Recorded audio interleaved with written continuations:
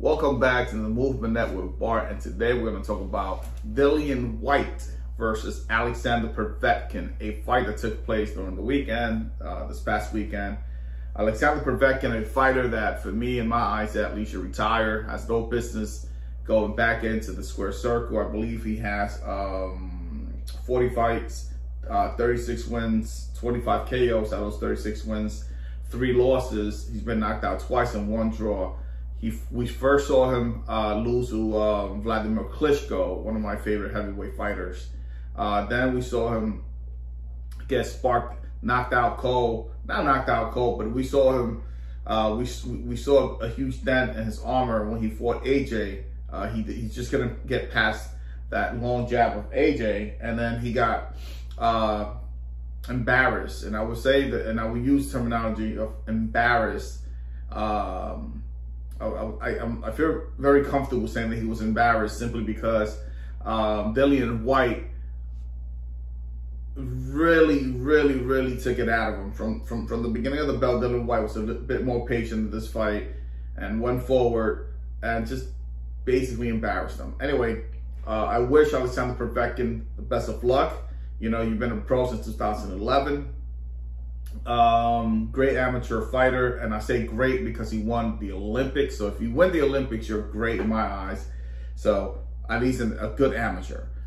So now let's move on to Dillian Whyte. Dillian Whyte is one of those fighters that he should have fought Deontay Wilder a long time ago, but because the WBC likes to play the little games and the little they play favoritism. They have a huge, and then I do blame Eddie Hearns for not promoting Dillian Whyte the correct way, but that's besides the point. Dillian Whyte, 30 fights, 28 wins. Out of those 28 wins, 19 KOs, 2 losses.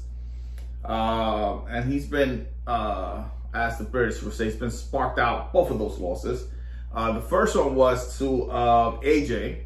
So that's something Dillian Whyte and Alexander Povetkin have in common. They've both been put asleep or stopped by Anthony Joshua.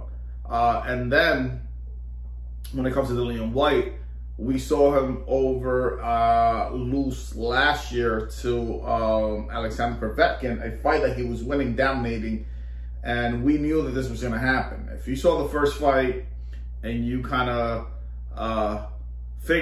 you would figure that Alexander Povetkin was not going to go into land a lucky shot and stop Whyte again. So I kind of figured that Whyte was going to stop him before the 5th round, and that's what happened. So what's next for Dillian Whyte? Well, here's the thing about Dillian Whyte. I don't understand how beating Alexander Povetkin makes Dillian Whyte this giant in the heavyweight division. Alexander Povetkin was a fighter that is 41 years old. Father Time already run his course through him, and he should have retired. If you ask me, he should have retired after he beat Dillian Whyte last year. But you know how boxers are. They're always trying to look for and the right thing to do. You try to go for the last payday and get a couple more millions in the pocket. Anyway, he was beating Povetkin in that fight easily. You know, for me, in my eyes, he was beating Povetkin in that fight easily. Obviously, Whyte was going to win the second fight. With that said, what's next for Dillian Whyte? I do think Dillian Whyte should fight, not in this particular order, but Usyk. It's a great fight. Great fight. Joyce, I like that fight. Andy Ruiz, that's an entertaining fight, being that Andy Ruiz just throws so much punches and got a good chin. Or a fight, as I stated, that we should have seen a long time ago was Deontay Wilder. Now, I do think Dillian Whyte should stay away from AJ. AJ already, an inexperienced AJ put him to sleep a couple of years ago. An inexperienced AJ that we have now would really hurt the guy. And then I think he should stay away from Tyson Fury. I think Tyson Fury will box circles around him and will humiliate him, to be honest with you. Tyson Fury is no joke when it comes to boxing, beautiful boxing skills. So, you know, stay away from those two. You got a better chance with the other 5 that I mentioned. With that said, you know, the heavyweight division, even though I stated that the heavyweight division is very different than all the rest of the division, where one punch would knock you out, even though that applies to boxing overall. It's more true in the heavyweight division. You know, one shot, quitter, will put you to sleep. I don't think Dillian Whyte is ready to fight anyone that's going to challenge him with a good jab, 1-2, and move like AJ will and like Tyson Fury will. Now, Dillian Whyte is always the kind of fighter that you root for. I mean, I want the guy to win most of the time, right?